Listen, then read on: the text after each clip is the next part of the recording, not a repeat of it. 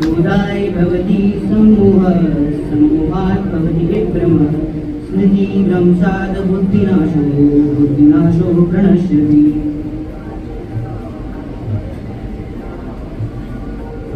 इस श्लोक में भगवान श्री कृष्ण ने क्रोध के नकारात्मक प्रभावों के बारे में बताया है। वे समझाते हैं कि जब कोई व्यक्ति क्रोधित होता है तो वह भ्रमित हो जाता है। इस भ्रम के कारण व्यक्ति सही और गलत में अंतर करने की क्षमता खो देता है, जिससे उसकी स्मृति कमजोर हो जाती है और अतः व्यक्ति का पतन हो जाता है। छात्रों के लिए इस श्लोक विशेष रूप से महत्वपूर्ण है, क्योंकि यह हमें सिखाता है कि क्रोध को नियंत्रित करना कितना आवश्यक है। यदि हम क्रोध में आकर कुछ गलत निर्णय लेते हैं तो यह न केवल हमारे वर्तमान को प्रभावित करता है, बल्कि हमारे भविष्य को भी खराब कर सकता है। क्रोध में उत्पन्न भ्रम से हम वह चीजें भूल सकते हैं जो हमारे लिए महत्वपूर्ण है, जैसे हमारे उद्देश्य, हमारे सिद्धांत और हमारे जीवन के लक्ष्य। इसका परिणाम यह होता है कि जब हम गलत निर्णय लेने लगते हैं, जिससे हमारी बुद्धि का नाश हो सकता है। इसलिए छात्रों को अपने क्रोध पर नियंत्रण रखना चाहिए और धैर्य के साथ अपने लक्ष्य की ओर बढ़ना चाहिए। यह श्लोक इस बात पर जोर देता है कि भावनाओं को नियंत्रण रखना कितना जरूरी है, खासकर क्रोध जैसी भावनाओं को। यदि हम क्रोध से दूर रहेंगे और अपने मन को शांत रखेंगे तो हम बेहतर निर्णय ले सकेंगे और अपने जीवन में सफलता प्राप्त कर सकेंगे।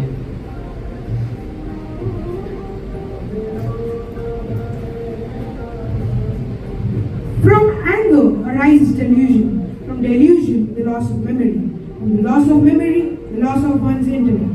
And from the loss of one's intellect, one perishes away.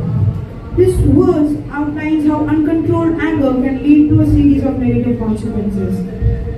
When someone becomes angry, it clouds their judgment and leads to confusion or delusion. This confusion can cause them to forget important lessons or principles, which in turn can lead to poor decision making and loss of wisdom and intellect. Ultimately, this process can lead to one's downfall or failure. For students, this is important as managing emotions like anger to avoid distractions and maintain clear thinking, which is essential for making good decisions and achieving success. फलेषु कदाचन मा कर्म फल हेतुर्भूर्मते संगो अस्त्वकर्मणि।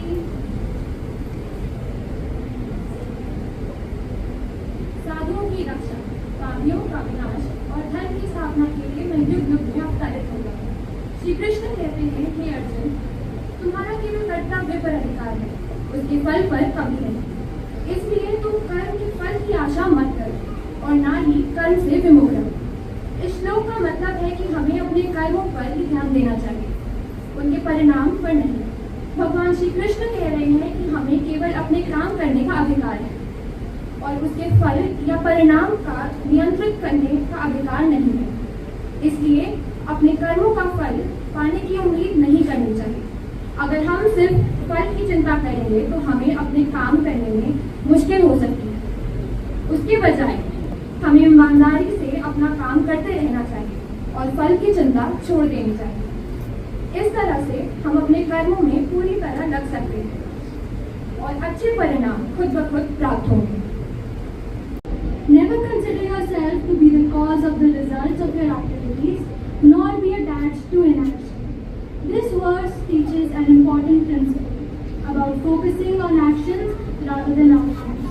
For students, it means that they should concentrate on their studies and efforts without being overly concerned about the results or grades.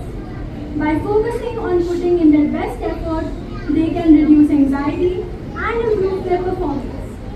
The idea is to work diligently and let go of attachment to the results, understanding that outcomes are influenced by many factors beyond one's control. This mindset helps in maintaining a balanced approach to studying and reduces stress about